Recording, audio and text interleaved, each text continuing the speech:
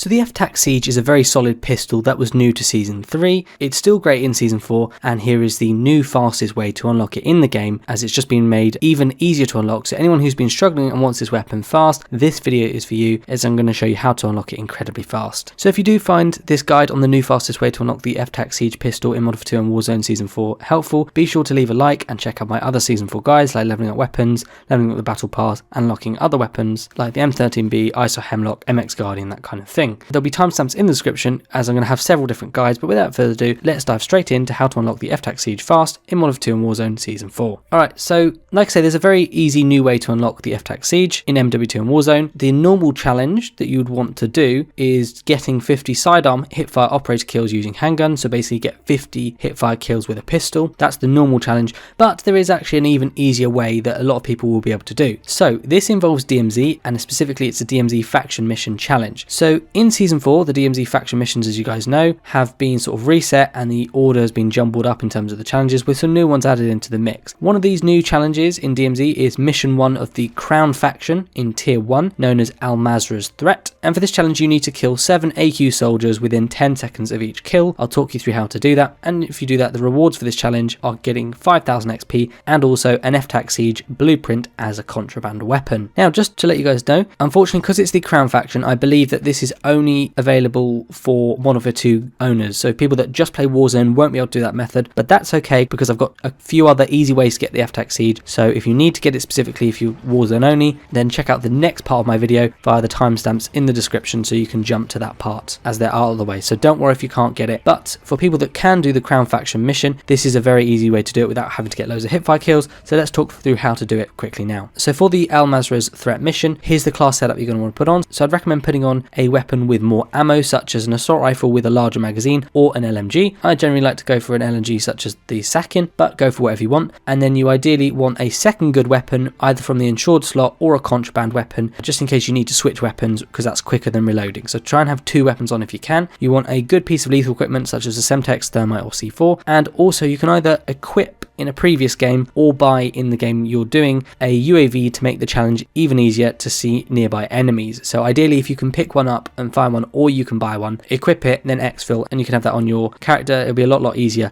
to do this challenge, so that way you can see nearby enemies and know where they are. Now, once you've got your class set up, you want to spawn into Mazrah DMZ and move around the map until you see a nice big pocket of enemies. Now, it needs to be on Mazrah and it has to be AI kills, otherwise it won't count. So it can't be on other maps as far as I'm aware, and it has to be AI kills on Mazrah. Now, once you see a nice pocket of enemies, make sure your weapon's fully reloaded and you are close enough to see the enemies. You've got your armor vests equipped, you're all ready to go. Then, when you're near the enemies, you want to throw the piece of lethal equipment into the group, and while you're doing that and waiting for that to set off to explode and hopefully kill a few enemies, in the meantime you'll start shooting with your weapon to kill some of these enemies. Now, with this challenge equipped, every time you kill an enemy, a 10-second timer will count down. So try to get all 7 enemy kills within those 10 seconds. It can be quite tough, but it is easy to do, so don't worry. If you're unsuccessful on your first attempt, don't worry, you can have as many goes as you like until you are successful, and if you're still having no luck, try to go to an area with more enemies. So this could be, for example, an area of the map where it's medium or high threat, meaning there's more enemies, or it could be larger buildings with more enemies, or more kind of busy buildings, and buildings that are more likely to spawn enemies, or try to do an objective that will encourage enemy AI to spawn in first to get a bunch of them around you. So for example, you could capture a SAM turret, that will get enemies to flock into you, something like that to kind of encourage them to come near you. Don't forget to use your UAV to scout out where there's lots of enemies close together, so you might want to call that in just before getting the kills, just to check there's enough enemies in the area. And sometimes if you kill enemies, they'll drop a UAV on the floor. You can obviously activate that, and that will help to find enemies nearby as well. And try to make use of helicopters which land to let more AI spawn into the map. They're quite good as well. That has quite a few enemies, so if they land near a bunch of other enemies, it's very easy to get these kills done. Obviously, if you're going to new areas of the map as well, you're often likely to come across lots of enemies. Another really important point is that your teammates getting kills will also count towards your kills, i.e. all of these kills can be split across your teammates, so you don't have to get all 7 kills yourself. You can get like 3, maybe another teammate got 3, and then another teammate got 1. Within those 10 seconds, that would all count as your 7 kills. So as long as anyone on your team is getting in combination 7 kills within those 10 seconds, it will count. So try to get kills while your teammates are too, or try and ask them to, or you can even get a friend to jump into DMZ with you to help you get those kills quickly. But you shouldn't need to do that, it should be okay. But I'm just saying it does help sometimes to overlap getting kills while your teammates getting kills, kills just to make it a little bit easier. Okay, so eventually you will have done that. Hopefully it didn't take you too long. And once you've completed the Mazrah's Threat Challenge by killing 7 AQ soldiers within 10 seconds, you'll have unlocked the FTAC Siege Blueprint. And now all you have to do is end that match, equip the FTAC Siege Blueprint as a contraband weapon. And just as a note, if you lose it in DMZ, you'll lose the weapon altogether, so be careful. And then all you want to do is spawn into another DMZ match with your FTAC Siege Blueprint equipped and head to the nearest exfil point, ideally by vehicle without engaging in enemy fire. So you want to just kind of head straight to the nearest and safest exfil point. At the exfil point, run into the green smoke cloud and hold square or X to call in the helicopter to leave the map. Then run behind cover, might be a rock, crate, whatever, or get into your vehicle and wait until the helicopter lands, and then run straight into the helicopter to exfil, and you've now permanently unlocked the FTAC Siege weapon, so well done. Now if you want to unlock the base weapon, but you don't want to or can't complete the Crown Faction mission, for example if you're Warzone only and you don't have MW2, there are 2 other ways that you can unlock the FTAC Siege in MW2 and Warzone, so please don't worry. The first method is getting a teammate to drop it for you in DMZ. So if you have any teammates who have already unlocked it, get them to spawn in with the FTAC Siege weapon, get them to drop it on the floor so you can pick it up, then again head immediately for the exfil point, and if you exfil successfully with the weapon, you'll unlock it. However, this method is more difficult as it requires getting another person to load into a match and drop it for you, and I have checked, and as far as I know, there is no way to find the FTAC Siege weapon in DMZ as loot, so you have to get someone to drop it for you. But if you leave a comment below this video, I'm sure there'll be other people who can drop the weapon for you or who you can team up with to earn it more quickly. So that's the first method, again involving DMZ, but what else can you do if you can't get someone to drop it for you?